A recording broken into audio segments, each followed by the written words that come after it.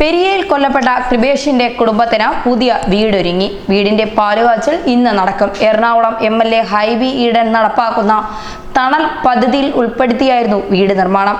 ഇന്ന് രാവിലെ 11 മണിക്ക് നടക്കുന്ന ചടങ്ങിൽ ഹൈബി ഈഡൻ, കോൺഗ്രസ് നേതാക്കളായ രാജ്മോഹൻ ഉണ്ണിത്താൻ, ഹക്കീം കുന്നിൽ എന്നിവർ പങ്കെടുക്കും. കൃപേഷും ശരത് ലാലും കൊല്ലപ്പെട്ടപ്പോൾ കല്യാട്ടെ കൃപേഷിന്റെ വീട്ടിലെത്തിയ എല്ലാവരുടെയും നൊമ്പരമായിരുന്നു ആ ഓലമേഞ്ഞ ഒറ്റമുറി വീട്. മൺതറയിൽ ഓല കെട്ടിമറച്ച ഒറ്റമുറി വീടിന് തൊട്ടു ചേർന്നുള്ള ചായ്പിലായിരുന്നു +2 പഠിക്കുന്ന സഹോദരി കൃഷ്ണപ്രിയയുടെ പഠനമുറി.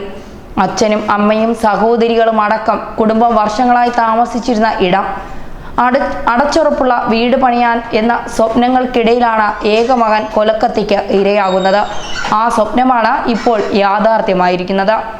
പഴയ വീടിനോട് ചേർന്ന് 1100 സ്ക്വയർ ഫീറ്റ് വിസ്തീർണത്തിലാണ് പുതിയ വീടിന്റെ നിർമ്മാണം. ശുചിമുറികളോട് കൂടിയ 3 കിടപ്പുമുറികൾ, സ്വീകരണ മുറിയും ഭക്ഷണമുറിയും അടുക്കളയും ചേർന്നതാണ് വീട്. പ്രവാസി കോൺഗ്രസിന്റെ നേതൃത്വത്തിൽ വീട്ടുവളപ്പിൽ കുഴൽക്കിണർ നിർമ്മിച്ച് നൽകിയിട്ടുണ്ട്. അതേസമയം കഴിഞ്ഞ ദിവസങ്ങളിലൊക്കെ ചർച്ച ചെയ്ത ഒന്നായിരുന്നു കൃപേഷിന്റെ അനിയത്തിയെ മുഖ്യമന്ത്രി പിണറായി വിജയന് തുറന്ന കത്തെഴുതിയത്.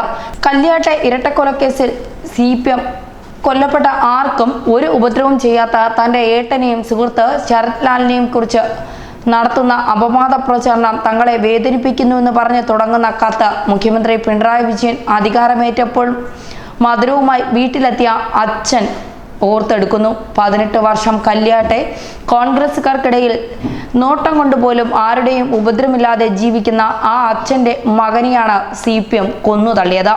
ഇനിയും ഈ മണ്ണ് ചുവക്കാതിരിക്കാൻ അങ്ങ് ആത്മാർത്ഥമായി വിചാരിച്ചാൽ സാധിക്കുമെന്ന് കരുതുന്നെന്നും കൃഷ്ണപ്രിയ എഴുതിയിരുന്നു. ഇരട്ട കൊലപാതകത്തിൽ പോലീസ് കൃത്യമായ അന്വേഷണം നടത്താത്തത് എന്തുകൊണ്ടാണെന്ന് മുഖ്യമന്ത്രിയോട് ചോദിച്ചുകൊണ്ടാണ് കൃഷ്ണപ്രിയ തന്റെ കത്ത് അവസാനിപ്പിക്കുന്നത്. എന്തായാലും ഹൈബി ഈഡൻ MLA എറണാകുളത്ത് ചെയ്ത ഏത് വികസന പ്രവർത്തനത്തിലും മുന്നിൽ നിൽക്കുന്നത് ഇത് തന്നെയാകും. കാരണം ആ ഒറ്റമുറി വീടും അന്നത്തെ കൃപേഷിന്റെ കൊലപാതകവും ഒക്കെ കേരള രാഷ്ട്രീയം ഏറെ ചർച്ച ചെയ്യപ്പെട്ടതാണ്. അതിനുമൊക്കെ മുന്നിൽ നിന്നത് ആ ഒറ്റമുറി ഓലമേഞ്ഞ വീട്ടിൽ നിന്നാണ് കൃപേഷ് അച്ഛനും അമ്മയും കുടുംബവും ജീവിച്ചത് എന്നുള്ളതാണ്. എന്തായാലും ഈ പുണ്യപ്രവൃത്തി ഹൈബി ഈഡന്റെ രാഷ്ട്രീയ ചരിത്രത്തിൽ ഒരു പൊൻതൂവലാണെന്ന് പറയാതിരിക്കാൻ വയ്യ. ന്യൂസ് ഡെസ്ക് മലയാളി വാർത്ത.